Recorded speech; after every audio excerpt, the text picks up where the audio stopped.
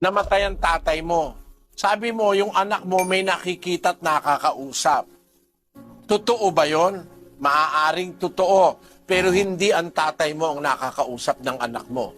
Kasi may mga espiritu ng demonyo na nandadaya sa tao. Nagpapanggap sila na sila yung pumanaw na lolo mo, lola mo, kakausapin ka para iligaw ka. Kaya bawal ng Diyos yan eh, yung makipag-usap ka sa mga espiritu. Kasi baka ang matsyempuhan mo, espiritu ng demonyo. Basahin natin ang Deuteronomio 18:10, kapatid na Daniel. Huwag makakasumpong sa iyo ng sinumang nagpaparaan sa apoy ng kaniyang anak na lalaki o babae, o nanguhula, o nagmamasid ng mga pamahiin, o engkantador, o manggagaway, o engkantador ng mga ahas, o nakikipagsangunian sa mga masamang espiritu, o mahiko, o sumasangguni sa mga patay.